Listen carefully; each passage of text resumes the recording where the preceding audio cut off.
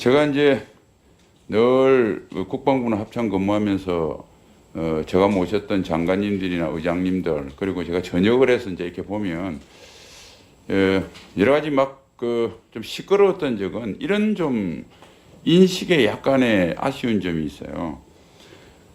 군도 뭐 대통령 통수권 내에서 정부의 한 조직이라서 정부의 전반적인 방침에는 같이 따라갈 수 없다는 점은 있지만 또 차이점도 있어요.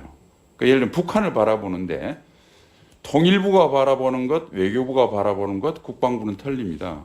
그러니까 당연히 통일부가 북한을 적이라고 그러면 뭐 남북 교류가 안 되는 거죠.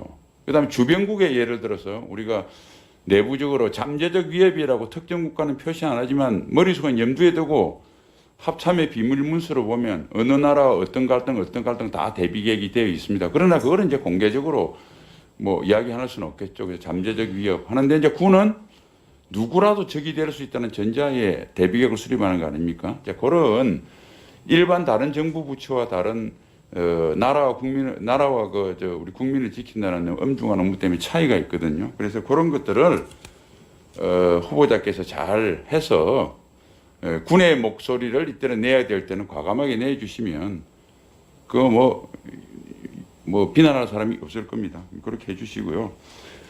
핵 문제에서도 사실은 뭐 왈가왈부가 되는데 이것도 마찬가지입니다.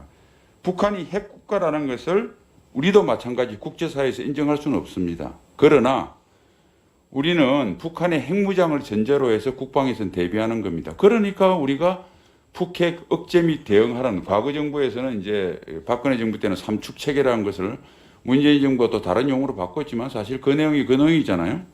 그걸 가지고 무기체계 가지고 결산도 하고 예산도 하고 우리가 따지고 하는 거니까 뭐 그런 면에서 선을 분명히 해서 하시면 되고 너무 그런 문제 가지고 우리 여야가 뭐 좀 이렇게 좀 다툼이 없었으면 좋겠다 그 말씀드리고요. 의장 후보자 그거 했을 때 뭐 이렇게 국방부 출입 기자들로부터 의장 후보자께서 연합훈련 기간 중에 청와대 가서 면접을 받다 뭐 이런 이야기가 있는데 요거 사실이냐고 질문했는데 대답하기 어렵다고 말씀하셨죠. 예, 뭐 제가 이 자리에서 밝히기가 좀 제한됩니다. 존중합니다. 그 제가 지난번에 장관 후보자 청문회 때도 말씀했는데 대통령께서는 역사상 처음으로 이순신 전 합참의장 이임식에 참여해서 많은 현역 예비역들이 자랑스러워하고 기뻐했습니다.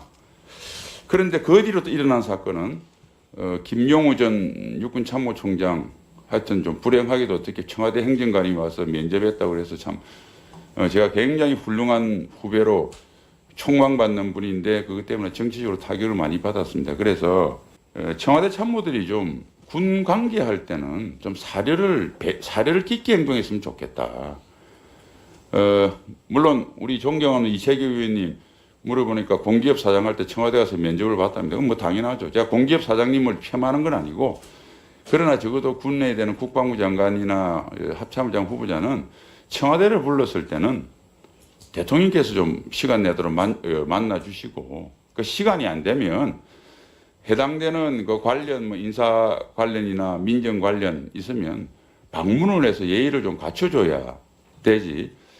이걸 똑같이 취급하고 이렇게 부르는 거는 모양이 안 좋다고 이렇게 보고 제가 마지막으로 제안할 것은 대통령께서 이번에 군 수뇌부 인사 끝나고 나면 종종 하시니까 좀 군 수뇌부를 청와대에 불러서 이렇게 격려 자리도 만들고 그 자리에 국방위원장님이나 여야 관사분들이 와서 각별히 당부도 말씀하시고 이런 좋은 모양을 줘서 사실 60만 장병들이 좀 더 힘이 났으면 좋겠다. 그런 제안을. 예, 아주 좋은 말씀 감사합니다.